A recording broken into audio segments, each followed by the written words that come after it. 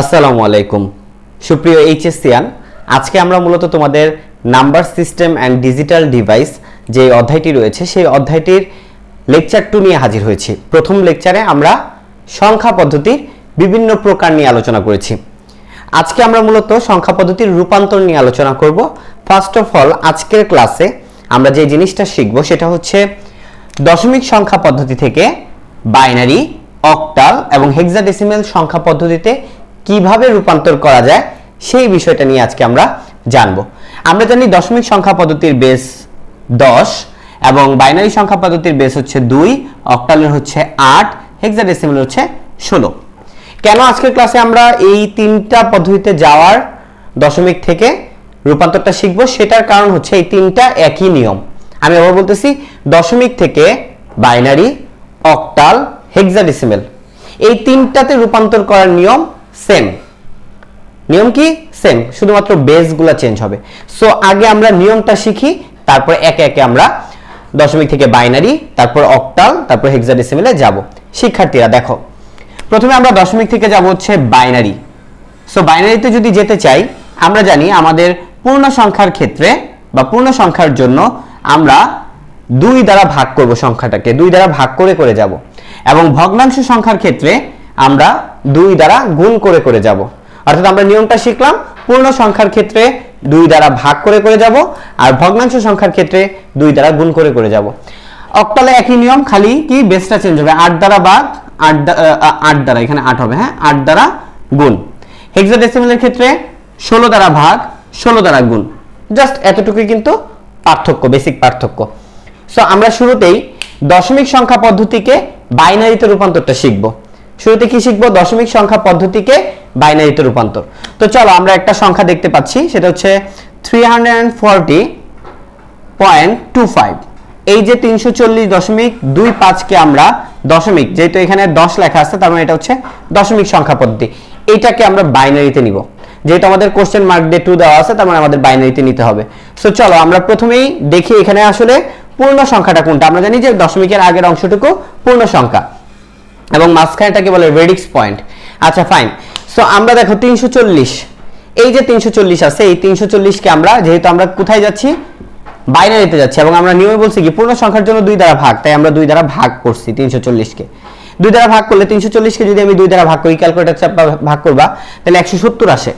170 আসে এবং ভাগফল থাকে না, আমরা ভাগফলটাকে এই পাশে লিখব। যেহেতু 170 আসে এবং কোনো ভাগফল থাকে না, তাহলে আমরা ভাগফল যেহেতু 0, তাই আমরা 0টাকে এই পাশে লিখব। এবার 170 কে আবার 2 দিয়ে ভাগ করব। 2 দিয়ে ভাগ করলে আমাদের, সরি এটা ভাগশেষ, ভাগশেষ থাকে না, তাই আমরা ভাগশেষ এখানে 0 লিখব। এবার আমরা আবার খেয়াল করি, এবার এই 170 কে আমরা আবার ভাগ করব 2 দিয়ে, তাহলে আমাদের ভাগফলটা এখানে লিখব। এখানে লিখব আমরা ভাগফল, আমি আর বলতেছি এখানে লিখব আমরা ভাগফল। কি লিখব? ভাগফলটা এখানে লিখব। অর্থাৎ 170 কে যদি আমি ভাগ করি 2 দ্বারা, তাহলে 85 হচ্ছে ভাগফল, এবং যেহেতু ভাগফল 85 এবং আমাদের ভাগশেষ কিছু থাকে না, তাই আমরা ভাগশেষ 0 লিখছি। এই সাইডটা হচ্ছে ভাগশেষ।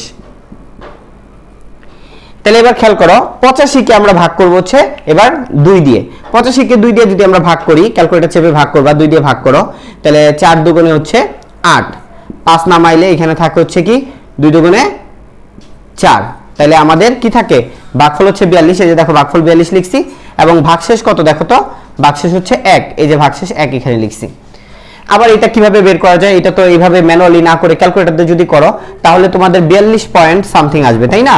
তো তোমরা পূর্ণ সংখ্যাটাকে এখানে লিখবা, পয়েন্টারটা বাদ দিবা, এখানে পূর্ণ সংখ্যাটা লিখে এটার সাথে এটা গুণ করবা। এটার সাথে এটা গুণ করলে 42.84, 42 দুগুণে কত 84, 42 দুগুণে 84।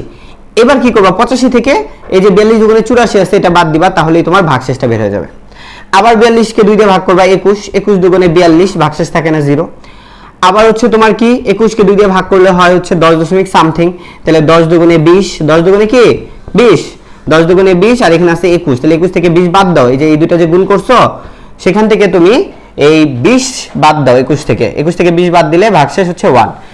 10 কে আমরা 2 দিয়ে ভাগ করলে থাকে 5 দুগুণে 10, তাহলে 5, ভাগশেষ থাকে 0। 5 কে 2 দিয়ে ভাগ করলে আমরা জানি 2 দুগুণে 4, 2 দুগুণে কি 4, তাহলে হাতে থাকে 1, 2 দুগুণে 4, হাতে থাকে 1। 2 কে আমরা যদি 2 দিয়ে ভাগ করি তাহলে থাকে 1 এবং হাতে থাকে 0, ভাগফল হচ্ছে 1, হাতে থাকে 0। যখন এখানে 1 চলে আসবে বা এখানে যাই চলে আসবে, তোমরা যে কাজটা করবা, এই সংখ্যাটাকে ছোট যদি হয় তাও 2 দিয়ে ভাগ করবা।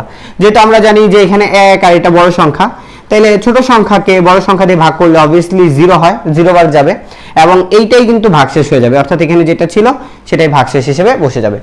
এরপর আমরা যখন অ্যানসার করব তখন দেখো এই ভাগশেষগুলোই আমাদের মেন।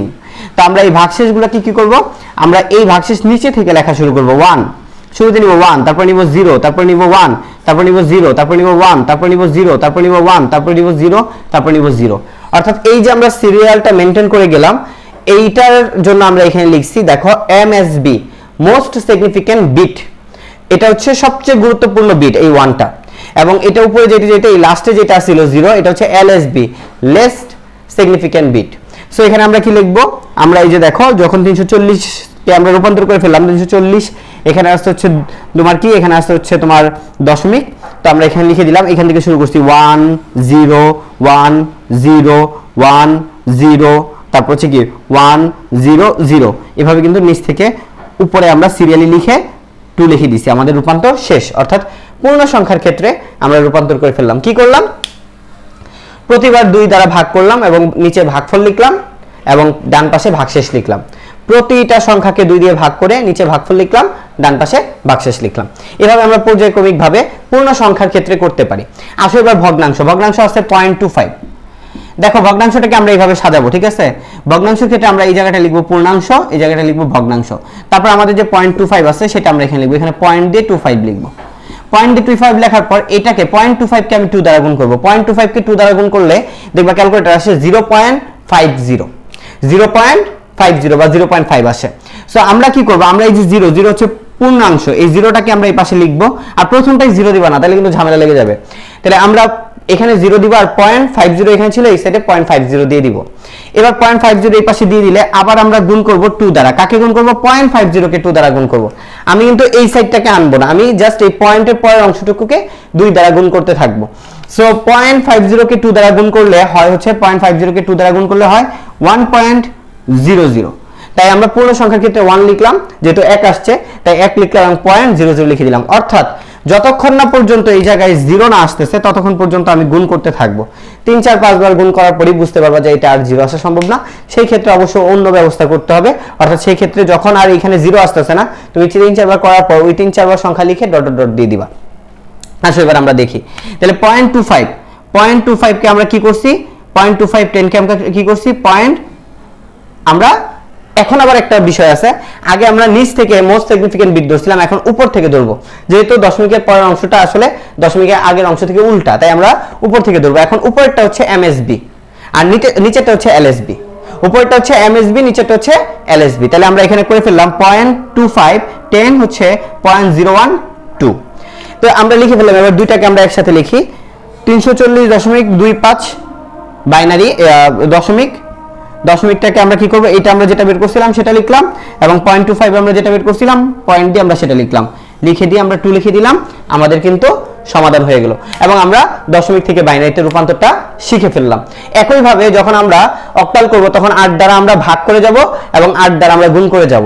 তারপরে যখন আমরা হেক্সাডেসিমাল করব 16 দ্বারা ভাগ করে যাব, 16 দ্বারা গুণ করে যাব। তো আমরা এই ধাপে চলে যাই, চলো।